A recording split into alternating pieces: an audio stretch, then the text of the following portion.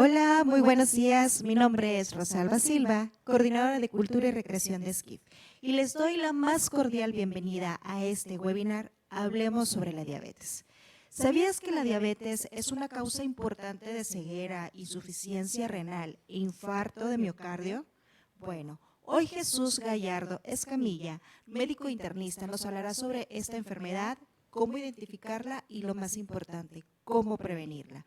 Jesús Gallardo Escamilla es médico cirujano partero, egresado de la Facultad de Medicina de la Universidad Autónoma de Nuevo León.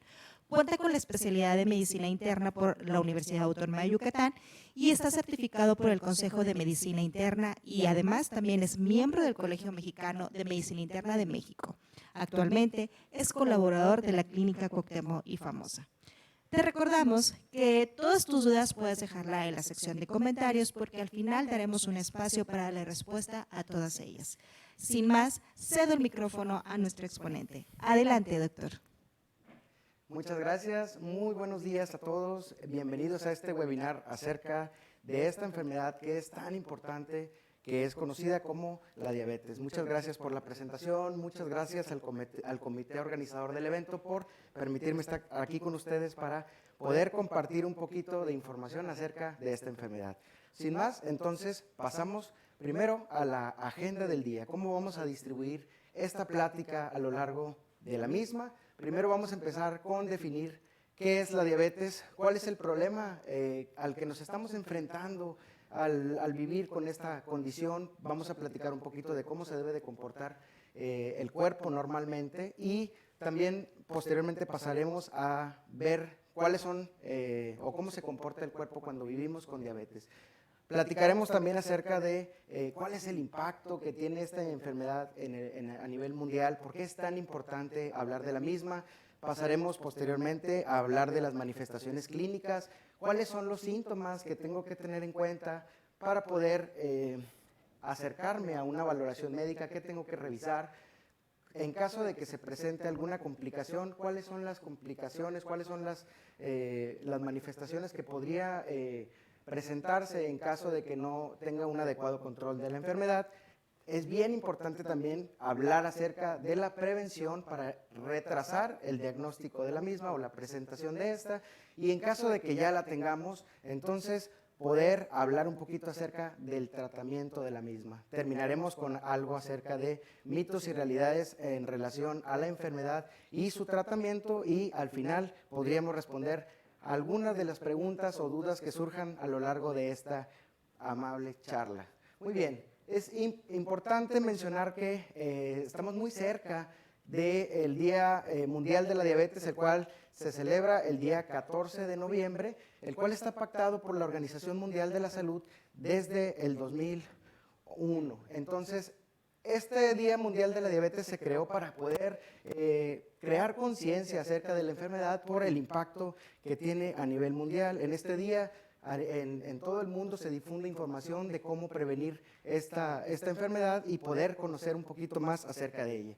Entonces, sin más preámbulo, vamos a platicar acerca de qué es la diabetes, ¿verdad? Todos conocemos a personas que viven pues cerca de nosotros que tienen esta enfermedad. Tenemos algún familiar de primera línea, mi papá, mi mamá, un hermano, algún conocido que viva con esta condición. Entonces es un término que no es tan desconocido para nosotros como población general. Pero para poder hablar de la enfermedad me gustaría primero platicar acerca de cómo se comporta normalmente el cuerpo cuando nosotros ingerimos un alimento. Cuando nosotros nos alimentamos, el contenido alimentario tiene una gran cantidad de energía, el cual al momento de llegar al estómago se empiezan a absorber todos esos nutrientes en forma de azúcar, grasas, entre otros componentes, y ahí es donde entra este órgano de color amarillo que se encuentra en la parte central del abdomen, que es conocido como el páncreas. Este páncreas tiene una función muy particular para poder regular el nivel de azúcar de la sangre. Cuando nosotros ingerimos el alimento y se empieza a absorber, los niveles de azúcar en la sangre se empiezan a elevar, y ahí es donde actúa el páncreas. El páncreas produce una hormona muy importante que se conoce como insulina, cuya función es ayudar a que estos niveles de azúcar se empiecen a regular en el cuerpo y pueda ser utilizada como una forma de energía para las actividades cotidianas de nosotros en el día a día. Entonces, ¿qué es lo que pasa con la diabetes?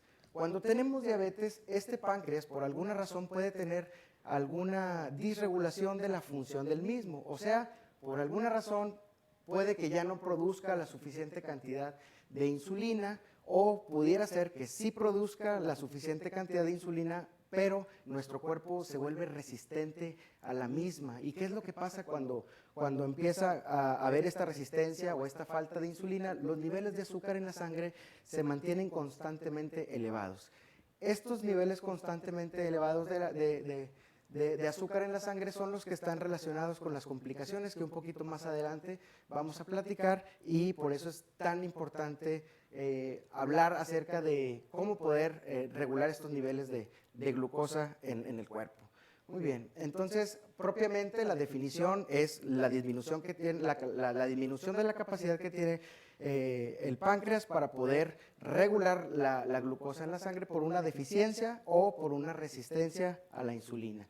Entonces, ¿pero por qué es tan importante platicar acerca de la diabetes? Bueno, porque según las estadísticas mundiales, como podemos ver en estos círculos, vemos cómo tienen unos números en el centro, los cuales no son para nada despreciables. Estamos hablando que en el norte de América, en donde pertenece precisamente México, en el norte de América y el Caribe, se estima que para 2019 había cerca de 51 millones de personas que vivían con diabetes.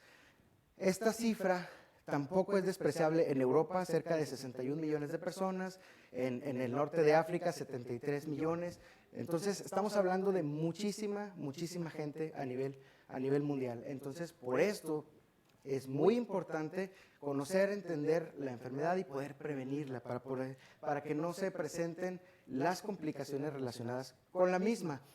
Se estimaba que más o menos en 2019 había cerca de 463 millones de personas en el mundo que padecían esta enfermedad, pero estos estudios se han estado realizando desde hace varios años y hemos visto que la tendencia ha sido en un incremento. Entonces, si seguimos con esta tendencia a presentar más casos de diabetes en el mundo, se estima que para el 2030 haya cerca de 578 millones de personas, y de continuar con esta tendencia podría aumentar hasta 700 millones en 2045. Por eso es muy importante platicar de este tema en estas fechas.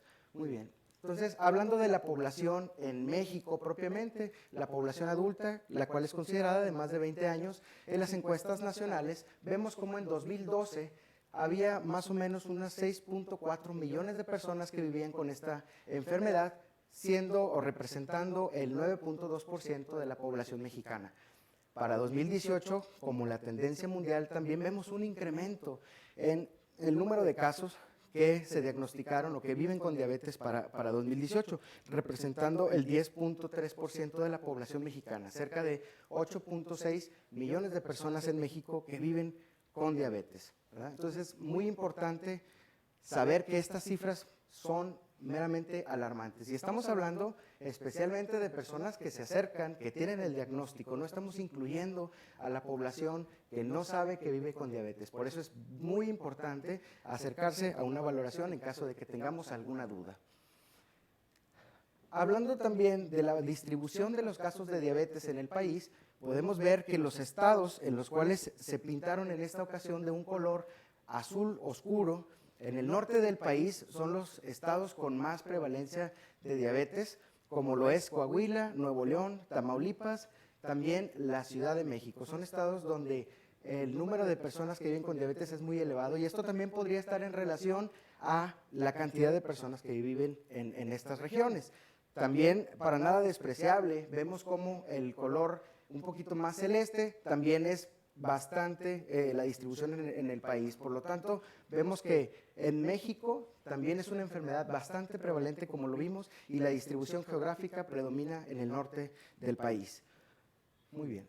¿Cuáles son los factores de riesgo que tenemos para poder tener más, ¿cuáles son los factores de riesgo que tenemos para poder padecer esta enfermedad? Pues en realidad es una combinación de varios factores y platicaremos de cada uno de ellos, empezando por uno de los más frecuentes, que es la obesidad. La obesidad es causa de muchas enfermedades como hipertensión, puede haber síndrome metabólico, alteraciones con las grasas, me refiero a colesterol, triglicéridos, y muy importante, también es una causa muy frecuente de diabetes. Y esta también está relacionada con el estilo de vida sedentario, también la mala alimentación, sin llevar un control de la misma. Otro de los factores de riesgo para presentar diabetes es el tabaquismo, la edad avanzada y la carga genética. Ojo, la carga genética se refiere a familiares de primera línea que pudieran tener diabetes, como papá, mamá, hermanos, ¿sí? Quiero recalcar algo en esta situación, porque pareciera que si tenemos un familiar de línea directa con diabetes como papá o mamá, nosotros forzosamente vamos a tener esta enfermedad. Sin embargo, cabe mencionar que las personas que tienen un familiar de primera línea con diabetes no necesariamente van a presentar este problema. Podemos tener familiares de primera línea, pero si nosotros llevamos un estilo de vida diferente, un estilo de vida saludable, mantenemos un buen control de peso, realizamos actividad física, no fumamos, entonces el riesgo de tener esta enfermedad es mucho más limitado. Entonces, en cambio, cuando nosotros tenemos un factor hereditario importante y tenemos todos los factores de riesgo que mencionamos previamente, el riesgo de padecer esta enfermedad es mucho más incrementado y es muy probable que se presente en un futuro. Entonces hay que estar muy pendientes de todos estos factores de riesgo para poder evitarlos y retrasar o evitar la enfermedad si es posible. Platicando un poquito acerca de la obesidad, también habíamos hecho mención acerca de que la obesidad era de los principales factores de riesgo para presentar diabetes. Tenemos dos tipos de obesidad diferentes, en los cuales podemos ver aquí en esta diapositiva cómo tenemos dos personas con una ropa de color rojo y la persona que tiene la ropa de color verde. La distribución de la acumulación de grasa en el cuerpo es diferente. Podemos ver cómo la persona que tiene la ropa verde tiene una distribución de grasa por debajo de la cintura. Esta disposición de la grasa se conoce como una obesidad en forma de pera, y cuando la obesidad o cuando la acumulación de grasa es principalmente en la región central del abdomen, como lo podemos ver en las personas que tienen la ropa roja, es una distribución o una obesidad que nosotros conocemos como una obesidad central. Esta obesidad central está más frecuentemente relacionada con la enfermedad cardiovascular, incluida la diabetes. Entonces, al presentar como quiera cualquier tipo de obesidad, vale la pena acercarse a valoración, a consulta, para poder determinar y establecer cuál es el riesgo que tenemos de presentar esta enfermedad tan prevalente como es la diabetes. La obesidad y los factores que platicamos previamente no son los únicos factores de riesgo para poder presentar elevación sostenida del azúcar, que es la diabetes. Hay otras enfermedades que también se relacionan con niveles elevados constantes de glucosa o de azúcar, como lo es el síndrome de Cushing. Solo hago mención de esta por si alguno de las personas que están en esta plática padecen o conocen a alguien que tenga alguna de estas condiciones, se puedan acercar para valorar el riesgo que tenemos de presentar niveles descontrolados de azúcar. El síndrome de Cushing también es una de las, como habíamos mencionado, una de las causas de elevación de la glucosa, pero en estas situaciones es una alteración metabólica por la alteración de la glándula suprarrenal. En la mujer también el síndrome de ovario poliquístico es una causa frecuente de resistencia a la insulina y por lo tanto también niveles elevados de azúcar en la sangre. El uso de ciertos medicamentos también se puede relacionar con la elevación sostenida de azúcar, sobre todo aquellos medicamentos esteroides. Hay algunos padecimientos que se presentan en la población que forzosamente son sometidos a diversos tratamientos prolongados con esteroides, y esto puede afectar importantemente los niveles de glucosa en la sangre. Por eso vale la pena también acercarse con nosotros para poder establecer el riesgo y controlar estos niveles en caso de que estén en una forma anómala. El hecho de tener también un embarazo y al final del mismo tenemos un bebé que pesa más de 4 kilos al momento de nacer, también es un factor de riesgo para poder presentar alteraciones de la glucosa o del azúcar en un futuro. Entonces, si tenemos también este antecedente, vale la pena acercarse para poder evaluar el riesgo. Una vez que ya platicamos acerca de los factores de riesgo, podemos también platicar ahora de cómo se diagnostica esta enfermedad. Hay varias formas de poder diagnosticar la enfermedad. La más común o la más frecuentemente que utilizamos es la medición de glucosa en ayuno. Como podemos ver, la glucosa en ayuno debe de estar con un nivel en la sangre menor de 100 miligramos por decilitro. Pero ojo, es muy importante dejar en claro que la medición de glucosa en ayuno debe de ser con una toma en un laboratorio que esté certificado para la medición de glucosa, con un ayuno de 8 horas. No estamos hablando de la toma por medio del glucómetro digital que utilizamos normalmente para el control de la diabetes. Entonces, preferentemente bajo un estudio de laboratorio en un ambiente controlado con un ayuno de 8 horas, debería de estar la glucosa en ayuno menor de 100. Si los niveles de glucosa ya se empiezan a mantener entre 100 y 125 miligramos por decilitro, entonces entramos a un semáforo de color amarillo en el cual ya se empieza a hablar del término de prediabetes. Todavía no tenemos los criterios especiales para poder llegar a diabetes, pero ya tenemos ciertos problemas para poder regular la glucosa, sobre todo en ayuno. Entonces, una vez que llegamos a los niveles por arriba de 126, en la glucosa en ayuno después del ayuno de 8 horas, entonces sí podemos hablar de un diagnóstico de diabetes. Pero esta prueba especialmente necesita una prueba de confirmación, o sea, tendríamos que repetir o la misma prueba o utilizar una de las que próximamente vamos a platicar. También tenemos la hemoglobina glucosilada. Es esta hemoglobina glucosilada la que está representada esquemáticamente como A1C, la cual es prácticamente la medición de un resumen de los últimos 3 meses, de cómo se ha comportado en los últimos 3 meses los niveles de azúcar. Se genera un promedio y en promedio lo normal es que estemos con un valor por debajo de 5.7% de hemoglobina glucosilada.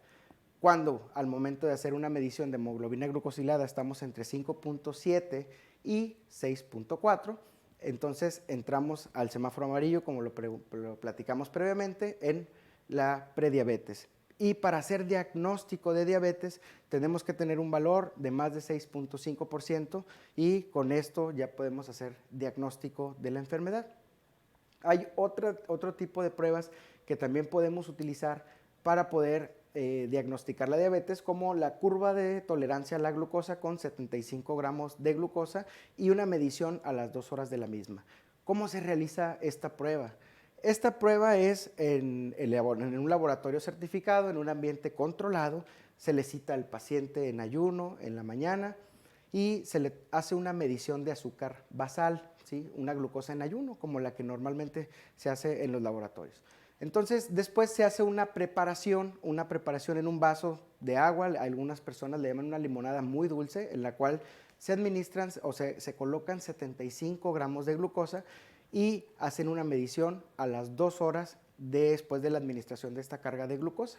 Lo normal es que después de esas 2 horas podamos tener la capacidad para controlar los niveles de azúcar y mantenerlos menos de 140, ¿sí? Entonces, la carga de glucosa y a las 2 horas menos de 140 es lo correcto, es lo normal. Estamos en un semáforo verde. Cuando tenemos un nivel de azúcar entre 140 y 199 miligramos por decilitro, entonces entramos a prediabetes.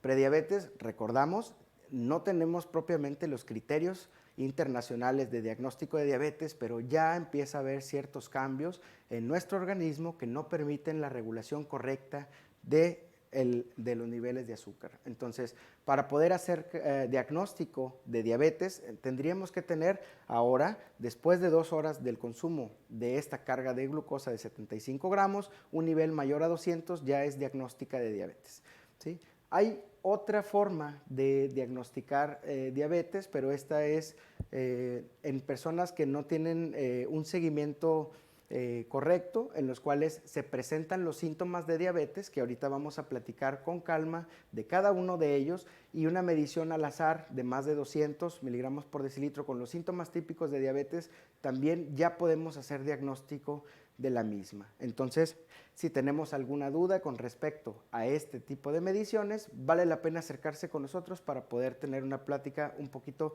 más amplia. Continuamos entonces ahora con esta diapositiva en la cual platicaremos de que si tengo prediabetes, ¿qué significa?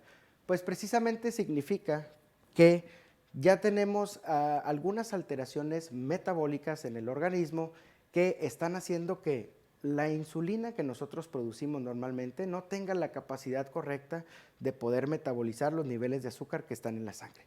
Entonces empieza a haber estas variaciones y tenemos que empezar a hacer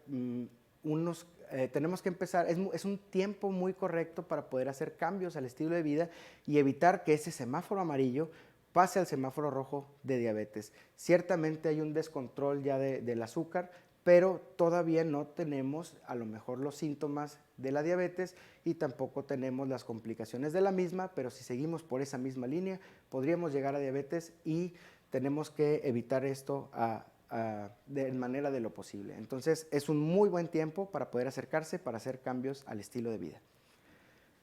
¿Cuáles son los síntomas que presentamos cuando tenemos esta enfermedad? Hablo especialmente de diabetes y no de prediabetes, pero los síntomas que se relacionan con un aumento en la concentración de azúcar en la sangre es mucha sed, una sed incontrolable, ¿sí? Los pacientes tienen tanta sed que incluso si no toman el agua, pudieran tener la boca seca constantemente. También hay un aumento en la cantidad de orina que se produce, ¿sí? Entonces el paciente también empieza a ir a orinar muchas veces. Hay un hambre descontrolable, entonces tenemos estos 3 síntomas: mucha sed, mucha hambre, mucha producción de orina, y hay una pérdida no intencionada de peso. ¿Qué es una pérdida no intencionada de peso? La pérdida no intencionada de peso es cuando nosotros no estamos teniendo ningún cambio al estilo de vida, no estamos haciendo ninguna dieta especial o alguna rutina de ejercicio para perder peso y aún así estamos perdiendo peso. Entonces, teniendo estos 4 síntomas principales, son los síntomas típicos de la presencia de azúcar elevada en la sangre y hay que buscar intencionadamente el diagnóstico de diabetes. Sin embargo, estos no son los únicos síntomas que presentamos. En ocasiones podríamos no tener alguno de los otros, pero sí podríamos tener un cansancio crónico, podríamos tener mucha irritabilidad, puede haber también debilidad, visión borrosa y los niveles constantes elevados de glucosa o de azúcar se relacionan también con infecciones frecuentes, sobre todo infecciones urinarias frecuentes. Entonces, también vale la pena acercarse para una evaluación si tenemos alguna de estas molestias. El retraso en la cicatrización también es característico de los niveles constantes de azúcar. Entonces, hay muchas manifestaciones clínicas adicionales, pero estos son los principales, entonces vale la pena acercarse a una evaluación si presentamos alguno de ellos. ¿Existe más de un tipo de diabetes? Pues sí. Hay varios tipos principales de diabetes, pero ahorita vamos a hacer una mención especial acerca de 3. La diabetes tipo 1, la diabetes tipo 2 y la diabetes gestacional. Cada una tiene su particularidad y empezaremos con la diabetes tipo 1. En la diabetes tipo 1, lo que ocurre es que el cuerpo, el páncreas, no tiene la capacidad para producir la suficiente cantidad de insulina que necesitamos para regular los niveles de azúcar en la sangre. La causa más frecuente es porque nuestro mismo cuerpo empieza a reconocer extraño el páncreas y empieza a atacarlo. Y esto puede provocar una una destrucción de las células que producen la insulina y esto se reflejará en una deficiencia importante de insulina. Este tipo de diabetes se presenta principalmente en personas más pequeñas, me refiero a los niños. El diagnóstico se hace generalmente de una forma temprana en los niños, el tipo de presentación es diferente, los niños tienden a ser muy delgados y manejan niveles muy altos de azúcar porque no producen la suficiente cantidad de insulina. El siguiente tipo de diabetes representa más del 90% de los diagnósticos de diabetes en el mundo, que es la diabetes tipo 2. En esta situación de diabetes tipo 2, el cuerpo sí produce insulina. Sin embargo, por todos los factores de riesgo que platicamos previamente, como la obesidad, el tabaquismo, el sedentarismo, la alimentación y los factores hereditarios, la insulina que produce nuestro cuerpo no se puede utilizar apropiadamente. Hay una resistencia a la misma y esto hace que los niveles de azúcar se mantengan constantemente elevados. Prácticamente no podemos utilizar el combustible que le estamos dando a nuestro cuerpo porque no podemos hacerlo útil por medio de la resistencia, porque tenemos esta resistencia a la insulina.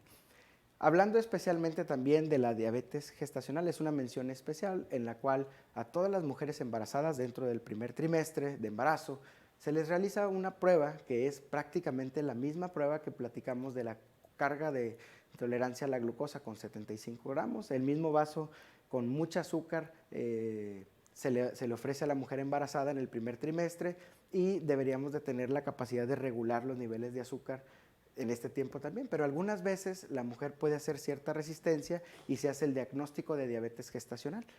Es muy importante hacer este diagnóstico porque si podemos mantener controlados los niveles de azúcar durante el embarazo, esto se relaciona con una buena evolución del mismo. En caso de que no podamos controlar los niveles de azúcar, o sea, si se mantienen elevados los niveles de azúcar durante el embarazo, esto puede conllevar a complicaciones en relación al bebé o complicaciones con la madre, entonces es muy importante acercarse en caso de que tengamos alguna alteración de azúcar durante este tiempo.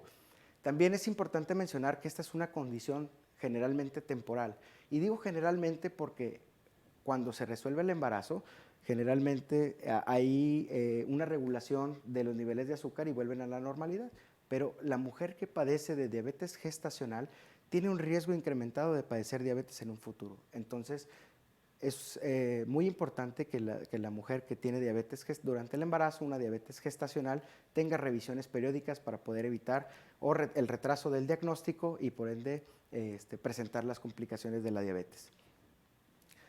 Platicando acerca de, ya platicamos acerca de cómo se diagnostica la diabetes, ahora vamos a hacer mención de cuál es el objetivo que tenemos con el tratamiento de la misma. Las metas de tratamiento o las metas del control del azúcar es mantener una glucosa en ayuno, como lo habíamos comentado previamente, con un nivel menor a 130 miligramos por decilitro. Ojo, hay que tener en consideración que estos puede ser una condición que no sea del todo real. Hay ciertas personas que pudieran hacer cambios al estilo de vida unos 3 días antes de realizarse el estudio, hacen ayunos prolongados, empiezan a dejar de consumir alimentos de alto contenido energético y se hacen el estudio y salen bastante bien en el estudio de azúcar. Sin embargo, para poder decir que una persona está bien controlada, debe de cumplir también el resto de los criterios. Habíamos platicado de la hemoglobina glucosilada, que está representada como A1C, en la cual era el resumen de los últimos 3 meses del control del azúcar y también debe de estar por abajo de un 7%. También debemos de tener la capacidad para regular los niveles de azúcar después de la comida y se estima que debería de estar después de comer 2 horas, una medición menos de 180 se relaciona con un buen control. Entonces, ahí sí podemos aprobar que el paciente lleva una buena meta de control de la diabetes. En caso de que no podamos controlar los niveles de azúcar, ¿qué es lo que puede pasar en mi cuerpo? Lo que pasa en la diabetes es que los niveles constantes de azúcar empiezan a dañar la microcirculación. ¿Qué es la microcirculación? Nosotros tenemos en el cuerpo venas y arterias, y la microcirculación es las venas más pequeñas y las arterias más pequeñas. Entonces, estas son las que particularmente se empiezan a dañar cuando tenemos muy elevados los niveles de azúcar. Entonces, empieza a haber ciertas complicaciones en los sitios donde hay más de esta pequeña microcirculación, como lo son los ojos. Empieza a haber daño en las venas más pequeñas de los ojos, y esto se conoce como retinopatía diabética, y es una causa muy importante de ceguera a nivel internacional. Entonces hay que tener en cuenta que es parte de lo que tenemos que evaluar cuando nos acercamos al estudio de la diabetes.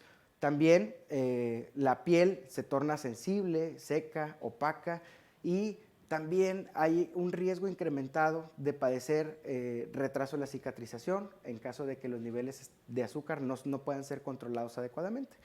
En el hígado se puede empezar a tornar graso y empieza a haber una acumulación de grasa en el mismo, y esto se conoce como hígado graso. Cuando no podemos corregir esta situación, esa cantidad adicional de grasa que se acumula en el hígado puede empezar a inflamar constantemente el mismo hasta que se vuelve fibroso. Se puede volver tan fibroso que terminamos en una cirrosis hepática, y el hígado empieza a tener complicaciones ahora de enfermedades agregadas a la diabetes.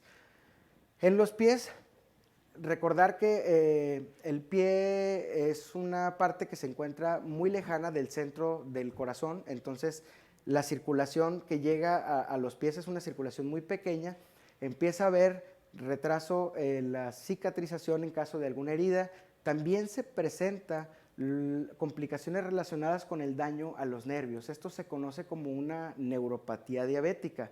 Las personas que tienen un mal control de diabetes durante un tiempo prolongado, que puede ser incluso años, empiezan a tener pérdida en la sensibilidad de las piernas. Puede haber algunas manifestaciones como sensación de calambres, piquetes, o de plano pierden la sensibilidad. Entonces, estas personas que tienen pérdida de la sensibilidad, cuando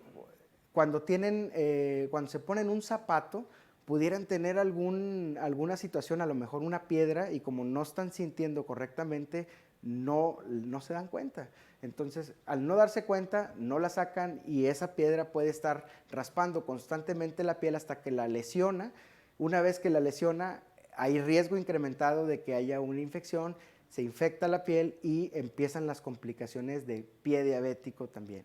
Entonces, mucho cuidado con las personas que tienen diagnóstico de diabetes con el cuidado de los pies. También, uno de los órganos importantes que puede sufrir un daño importante son los riñones. Los riñones tienen la capacidad de poder filtrar la sangre y producir orina. Se encargan de liberar o de eliminar la cantidad excesiva de líquido que tenemos en el cuerpo, y también en esto se empiezan a eliminar las diversas toxinas que se generan como productos de desecho. Pero ¿qué es lo que pasa cuando tenemos los niveles constantes de azúcar? Se empieza a alterar la capacidad que tienen los riñones para poder filtrar la orina y eliminarla. Entonces, esto puede terminar en un daño renal crónico que puede llegar a diálisis en caso de que no podamos controlar la diabetes por alguna situación. El corazón también es un órgano que principalmente se afecta. Hay un riesgo incrementado de padecer infarto agudo del miocardio, que es una de las principales causas de muerte en todo el mundo. En la boca, las encías y los dientes también pueden tener algunas afectaciones. Las personas que tienen diabetes mal controlada pueden tener pérdida de las piezas dentales. También hay aumento en las infecciones en la cavidad oral. Por lo tanto, es muy, muy importante que se haga una evaluación general acerca de este tipo de complicaciones, en particular en la boca, al momento del diagnóstico de diabetes. Entonces, platicamos también acerca del riesgo cardiovascular que se presenta a nivel, platicamos acerca del riesgo cardiovascular incrementado en caso de que no podamos tener un control de la diabetes. Esto también se relaciona con el aumento en la presencia de los ataques cerebrales, un evento vascular cerebral. Las embolias propiamente son más frecuentes en caso de que no podamos tener un control adecuado de la diabetes. ¿Cuáles son cuáles son las recomendaciones iniciales para el tratamiento de la diabetes? Pues entonces, lo principal es hacer modificaciones al estilo de vida. Entonces, dentro de las modificaciones al estilo de vida, se recomienda hacer cambios en la alimentación. Una alimentación saludable se relaciona con un buen control de la diabetes, un buen control del azúcar. El plato del bien comer lo tenemos aquí en México para poder tener una referencia de cómo debemos de llevar una adecuada alimentación. Las recomendaciones son consumir muchas frutas, muchas verduras, preferentemente con cáscara. Vemos cómo aparece en color verde las frutas y verduras porque son las que están más permitidas. Debemos de incluir cereales, suficientes cereales como lo son el pan, la papa, el trigo, etc. Entonces, combinarlo con alimentos de origen animal, pero con moderación, ¿sí? Debemos de regular el consumo de carne, el consumo de pollo y todos los alimentos que produzcan, que vengan de origen animal, como la leche y la leche y el queso. Entonces deben de consumirse con moderación. Si es posible, evitar azúcares, grasas, aceites y endulcorantes. Sobre todo también disminuir el consumo de sal a menos de 2 gramos al día. Ayudaría bastante para también el control de la diabetes y otras enfermedades crónicas que se presentan en algunas ocasiones de la mano de la diabetes. Dentro de también las recomendaciones para los cambios al estilo de la alimentación, podemos platicar acerca de la jarra del buen beber. La jarra del buen beber es esta imagen en la cual se clasifica por niveles. Vemos niveles del 1 al 6, y el nivel 1 siendo la recomendación más amplia, el consumo de agua potable, natural, sin ningún tipo de saborizante, endulcorante o azúcar. Se encuentra en el nivel 1 y se recomienda ingerir de 6 a 8 vasos al día, lo que corresponde más o menos a unos 2 litros de agua al día. A nivel 2, que es un nivel también permitido, se puede consumir leche semidescremada, descremada y bebidas de soya sin azúcar adicionada, de 0 a 2 vasos. En el nivel 3 también podemos hablar acerca del café y té, pero ojo, es café y té sin ningún tipo de endulzante, sin azúcar, ¿sí? Se recomienda de 0 a 4 tazas. En el nivel 4 pasamos a las bebidas no calóricas con endulcorantes artificiales. Se recomiendan de 0 a 2 vasos.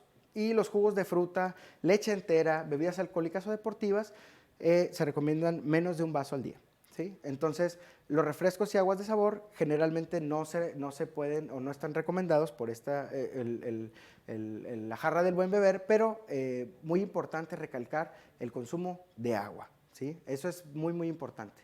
Entonces, como dice el doctor Nausarabant, ojo, solo café, hay que soltar ese pan, ¿sí? Muy bien. Dentro de las recomendaciones adicionales, aparte de la dieta, también se recomienda la actividad física. El ejercicio físico se relaciona con una pérdida calórica y por lo tanto con una pérdida de peso. Entonces, la recomendación inicial es que tengamos una reducción del peso inicial de más del 7% los primeros 6 meses. Ayuda mucho para poder regular los niveles de azúcar y para el control de la diabetes.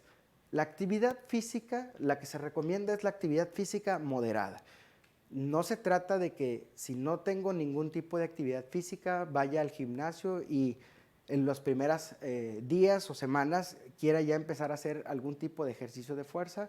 Esto todo es de manera progresiva y lo primero que se recomienda es una caminata enérgica. La caminata enérgica es una caminata habitual, no como una caminata de plática, ni tampoco es un trote, es como un punto medio en el cual podemos llevar un buen ritmo durante la caminata y la recomendación es que podamos realizar este tipo de actividad física aproximadamente 150 minutos a la semana.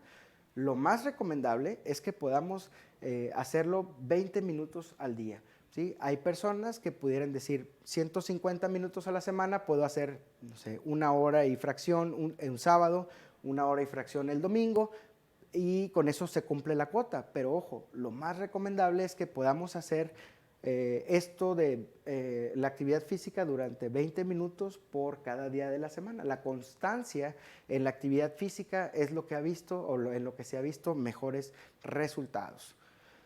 En relación al tratamiento farmacológico, hay muchas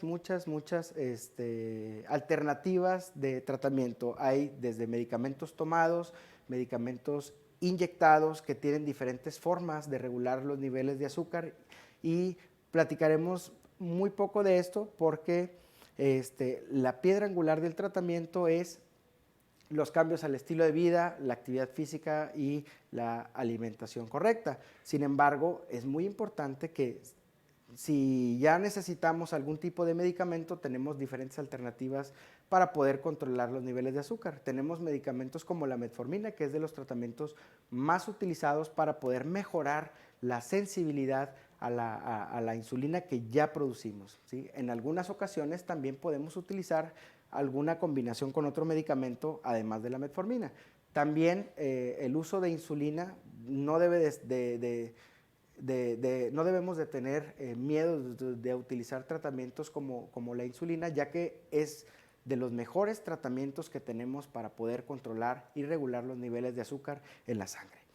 Entonces, si nosotros ya tenemos diabetes y tenemos tratamiento con insulina actualmente, me gustaría también hacer énfasis en esto porque es una pregunta frecuente en la consulta general de medicina interna. Los sitios de aplicación de la insulina. Recordar que la insulina se aplica de forma subcutánea, que va inmediatamente abajo de la piel, y las áreas sombreadas de color azul son las áreas más recomendadas. Vemos la cara externa de ambos brazos, la parte central del abdomen evitando el ombligo, la cara lateral también de las piernas, y vemos que en la parte dorsal también, en los brazos, piernas y la región baja de la espalda, son sitios donde se puede aplicar la insulina. Recordar también o hacer una mención especial que lo que es más recomendable es que podamos aplicarnos la insulina de forma rotativa, o sea, ir cambiando el lugar o el sitio de aplicación de forma que la misma piel no esté recibiendo la insulina constantemente. En caso de que se aplique constantemente en el mismo sitio, esto puede dañar a largo plazo el sitio de aplicación en caso de no ser rotativo, y eso podría afectar la absorción de la insulina y se pudiera relacionar también con una disminución de la efectividad de la misma. Entonces, lo mejor es irla rotando y estos son los sitios de aplicación. Pasaremos ahora a platicar algo de mitos y realidades acerca de la diabetes mellitus. Como mito número 1, la situación aquí es, ¿la diabetes se puede contagiar de una persona a otra? Pues la diabetes no es una enfermedad transmitible, entonces esto es falso. La diabetes no se transmite de persona a persona, no porque yo tenga un familiar de primera línea, mi esposa, mi papá, y tengo contacto con él, se me va a pegar la diabetes. Platicamos acerca del nexo genético, o sea, los factores hereditarios y los factores de riesgo que platicamos previamente son los que están más frecuentemente relacionados con la presentación de esta enfermedad. Entonces, no es una enfermedad contagiosa. El mito número 2, las personas que tienen diabetes no pueden comer dulces ni chocolate. Esto también es completamente falso. Las personas que viven con diabetes pueden consumir este tipo de alimentos porque también se consideran como parte del plan de la alimentación saludable en combinación con ejercicio. Los postres y los dulces también se pueden consumir por personas con diabetes bajo algunas circunstancias. Entonces, todo se relaciona en cuanto a las porciones y la actividad física que podamos realizar. Como mito número 3, comer mucha azúcar es causa de diabetes. Bueno, lo hemos platicado y tratado de recalcar a lo largo de la plática, que la diabetes es causada más que por el consumo de azúcar, es causada por la combinación de los factores genéticos y del estilo de vida. Entonces, no obstante, el hecho de tener una alimentación con altas calorías se puede relacionar con obesidad, y la obesidad sí aumenta el riesgo de padecer diabetes. Como mito número 4, las personas que tienen diabetes deben de comer alimentos especiales para diabéticos. Pues la realidad es que no, porque el mismo plan o el plato del buen comer o la recomendación de un plan de alimentación saludable es el mismo para las personas que viven con diabetes como las personas que no viven con diabetes. Entonces debe de ser un consumo o un plan de alimentación bajo en grasas saturadas, bajo en grasas trans y con un consumo moderado de sal y azúcar. También es bien importante mencionar que hay versiones dietéticas de algunos alimentos que contienen mucha azúcar, y estos que contienen azúcar, que son anunciados como productos light, pero contienen mucha cantidad de azúcar, no ofrecen un beneficio especial. Sí son más costosos por anunciarse como un producto light, sin embargo, no tienen el beneficio especial. Entonces siguen elevando los niveles de azúcar solo por tener un alto contenido de azúcar. Como mito número 5, las personas que vivimos con diabetes deben de comer solo porciones pequeñas de alimentos que contienen almidón. El almidón es un azúcar complejo que se encuentra en el pan, en las papas y las pastas, y generalmente esto pues eleva de forma importante los niveles de azúcar. Sin embargo, no es que no se recomienden, porque forman parte del plan de alimentación saludable, se recomiendan en el plato del bien comer, pero lo más importante, como lo mencionamos previamente, es el tamaño de las porciones. Se recomienda de 3 a 4 porciones de alimentos que contengan carbohidratos, y con eso debe de ser suficiente para mantener un buen control del azúcar. Como mito número 6, las personas que tienen diabetes tienen más riesgo de contraer resfriados, infecciones respiratorias u otras enfermedades. No hay más riesgo, sobre todo si estamos bien controlados de los niveles de azúcar. Y ojo, es bien importante porque ahorita también estamos en tiempo de vacunación. Las personas que tienen diabetes deben de vacunarse contra el COVID-19 y contra la influenza estacional. Entonces, sí se recomienda la vacunación, no hay más riesgo de tener resfriado que la población que no vive con diabetes, pero si nosotros no podemos controlar los niveles de azúcar correctamente, eso sí se relaciona con infecciones de otro tipo, como lo platicamos previamente, infecciones urinarias, pudiera haber neumonías, entre otros tipos de infecciones. Ahora, si ya tengo una infección, como una respuesta de nuestro cuerpo también se puede elevar los niveles de azúcar y tendríamos que hacer algún ajuste en caso de alguna infección que esté haciendo este tipo de descontrol. Pero el mito es que hay un riesgo incrementado de padecer resfriados. La verdad es que no. Entonces hay que tener mucho cuidado con estos mitos. Otro mito, ¿la insulina es extraída de cadáveres? No, la verdad es que no. También hay gente que no se quiere poner la insulina porque tiene miedo de que la extraen de cadáveres, y eso es completamente falso. Hay muchas industrias farmacéuticas que se encargan de hacer moléculas especiales de insulina, y pues estas se hacen en laboratorios especiales, no son extraídas de cadáveres.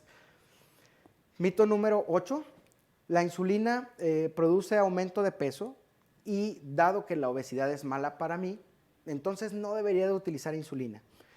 Pues es falso completamente. La insulina ciertamente puede causar un incremento muy leve de peso al momento del inicio del tratamiento, pero el beneficio que obtenemos con el control que nos da la insulina supera el riesgo del aumento de peso.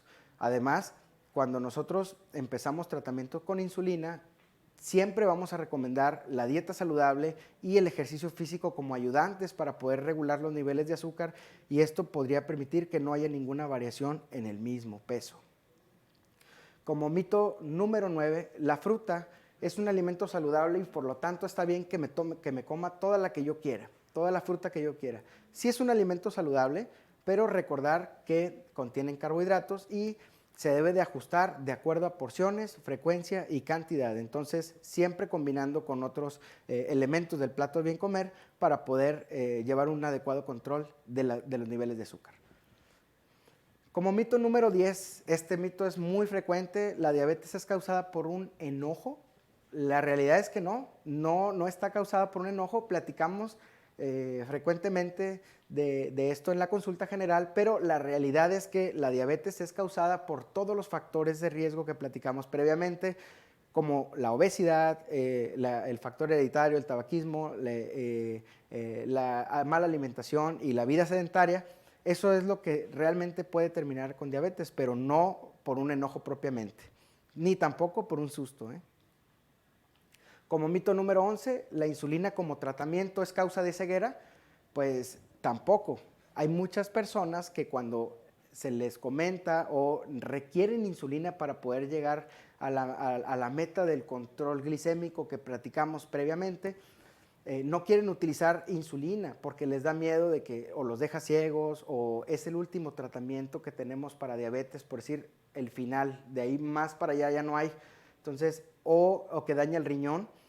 Eso es completamente falso. La realidad de lo que pasa es que en muchas ocasiones se retrasa el inicio de tratamientos tan efectivos como la insulina, y eso hace que los niveles de azúcar que están constantemente elevados causen las complicaciones que ya habíamos platicado. Entonces, a veces ya es muy tarde cuando empezamos el tratamiento con insulina y ya tenemos cambios por retinopatía diabética, y esta sí es la verdadera causa de ceguera, el descontrol del azúcar. Entonces, para terminar, si estamos buscando a la persona que cambiará tu vida, pues échale una mirada a ese espejo, ¿no? Todo está en nosotros. La mala alimentación de hoy pueden ser los problemas de salud del día de mañana. Si no hay cambio de peso sin cambio de hábito, y aquellas que piensan que no tienen tiempo para el ejercicio, tarde o temprano tendrán tiempo para la enfermedad. Ojo, las conclusiones: la diabetes es una enfermedad completamente prevenible, ¿sí? La revisión periódica de los niveles de azúcar influye en el comportamiento de la enfermedad. Podríamos retrasar la aparición de la enfermedad o incluso la presentación de las complicaciones si influimos en el comportamiento por las revisiones. Y los cambios al estilo de vida es la piedra angular del tratamiento. No hay mejor tratamiento que la buena alimentación y el ejercicio físico. Los medicamentos también son muy importantes para el control de la diabetes, pero si no hacemos cambios al estilo de vida, por más tratamientos farmacológicos que usemos, podríamos tener problemas para poder regular los niveles de azúcar. Y nunca es tarde para poder intervenir en la enfermedad y modificar el curso de la misma. Muchas gracias. Muchas gracias, doctor. Vamos a dar pauta a las preguntas que tenemos por aquí de nuestra audiencia. Y la primera pregunta es: hola, ¿los postres keto, especialmente galletas, las puede consumir las personas con prediabetes? Muchas gracias por la pregunta. Es una pregunta bastante interesante, y pues la realidad es que sí, las galletas de las dietas keto sí las podemos consumir, y recordar que la combinación de los alimentos es lo más importante, las porciones, y a veces incluso cambiar un alimento por otro puede ayudar a que los niveles de glucosa no se eleven lo suficiente. Cuando tenemos prediabetes también tenemos todavía tiempo para poder hacer estas modificaciones al estilo de vida que incluyen el ejercicio físico para poder evitar la elevación del azúcar, incluso con el consumo de elementos de alto contenido energético como podrían ser las galletas. Excelente, doctor. Pasamos a la siguiente pregunta.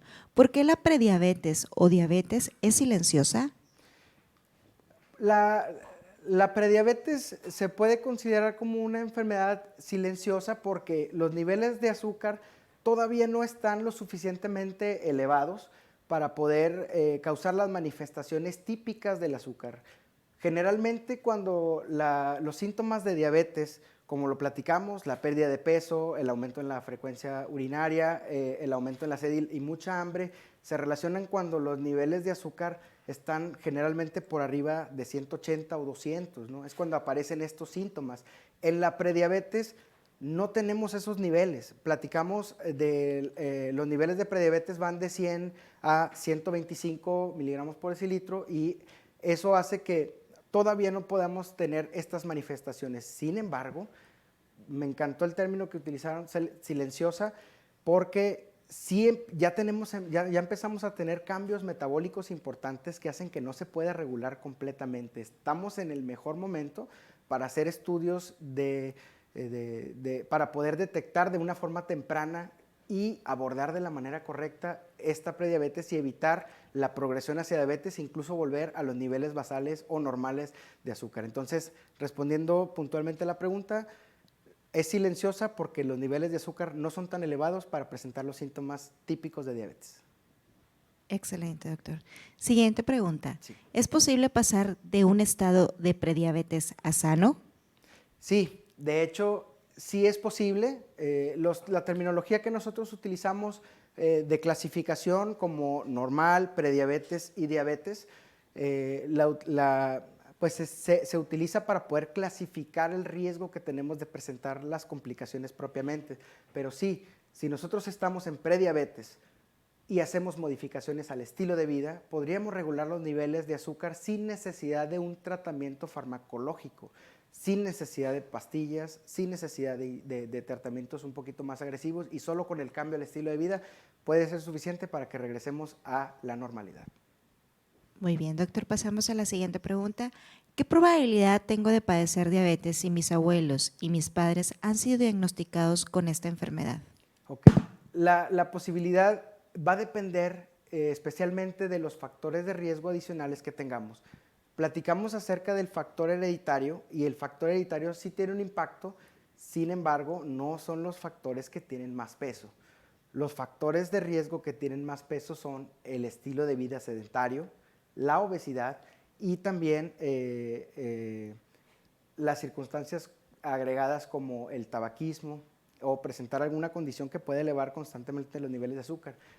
Prácticamente por herencia, si yo tengo un estilo de vida saludable, si no tengo aumento de peso y hago actividad física regular, tengo una buena alimentación, el riesgo que tenga de padecer diabetes es mínimo. Entonces hay que tener en cuenta la intervención en los factores modificables que tenemos de la enfermedad. No puedo modificar la herencia. Mis papás tienen diabetes y no los puedo cambiar, pero sí puedo cambiar el tipo de alimentación, el ejercicio físico y disminuir los riesgos considerablemente para que nunca se presente la enfermedad. Muy bien, doctor. Tenemos una pregunta en Facebook de Reina Garza. ¿Cuánta agua es recomendable tomar al día?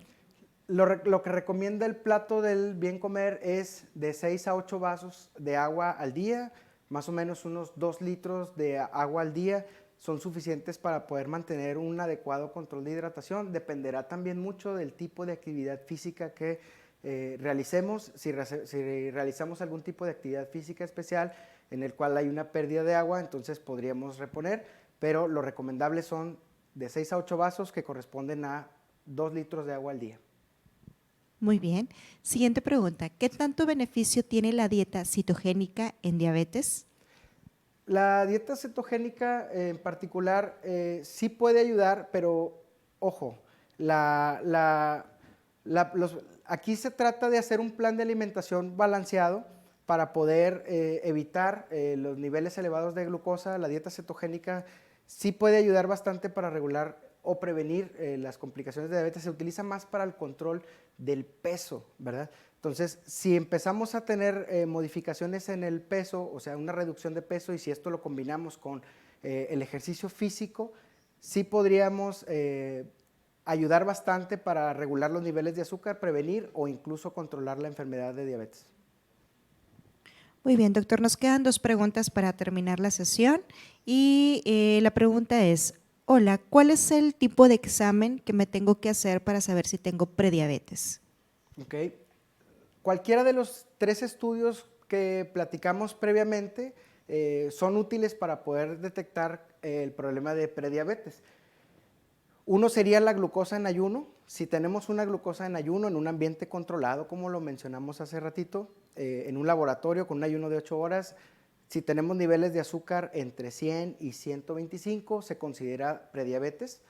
Si tenemos una hemoglobina glucosilada entre 5.7 y 6.4, se considera prediabetes también. Recordar que este es un resumen de los últimos 3 meses. Y si tenemos una curva de tolerancia a la glucosa, en la que platicamos del vasito con mucho azúcar, también la podemos utilizar para diagnosticar prediabetes. No caemos en el valor que ya se considera crítico, como es el del diagnóstico de la diabetes. Estamos un poquito atrás y estamos muy a tiempo para poder hacer modificaciones para que esto no progrese a la enfermedad de diabetes. Excelente, doctor. Pasamos a la última pregunta. Aquí tenemos a Lucy Lozano, una persona que padece diabetes. Ella nos pregunta, ¿puedo pedir a mi médico que me cambie el tratamiento, en este caso que es el Yanumet y el pioglitazona por insulina? ¿Se puede? ¿Sería conveniente? Claro que sí, muchas gracias por la pregunta. La realidad del tratamiento de la diabetes es, como lo platicamos, se basa en la combinación de medicinas o la combinación entre factores de alimentación, ejercicio, y hablando específicamente del tratamiento farmacológico que menciona, sí se puede realizar el cambio a insulina, y también depende mucho de cómo se esté llevando el control con el tratamiento que actualmente tenemos. A veces la combinación de medicamentos, por decir en este caso la combinación que se menciona, es muy buena para poder llegar a la meta de control, pero si estamos, a pesar del tratamiento, con niveles elevados de azúcar y no cumplimos con la meta, podríamos hacer intervenciones, cambios en el tipo de medicinas, podríamos iniciar insulina sin ningún tipo de problema para poder pues, llegar al control de la enfermedad. Sí se recomienda que se haga un cambio, pero si estamos bien controlados con el tratamiento que tenemos actualmente, no habría necesidad de modificarlo. En caso de que no lleguemos al control con podríamos cambiarlo y la insulina sería una muy buena opción de tratamiento. Ya platicamos acerca de los mitos, entonces es de los mejores tratamientos que existen para poder controlar la enfermedad. Excelente, doctor. Pues agradecemos su participación y todos estos consejos que nos acaba de dejar el día de hoy. Muchas gracias por estar con nosotros, doctor. Muchas gracias a ustedes por la invitación. Que pasen muy buenas tardes. Gracias. Y bueno, también muchas gracias a toda nuestra audiencia, tanto por Teams como por la plataforma de Facebook. Sabemos que todos estos consejos van a ser aplicados para poder cuidarnos, para las personas que ya padecen la enfermedad y para los que no, pues seguir cuidándonos. Gracias a todos, que tengan muy bonito día y nos vemos a la próxima.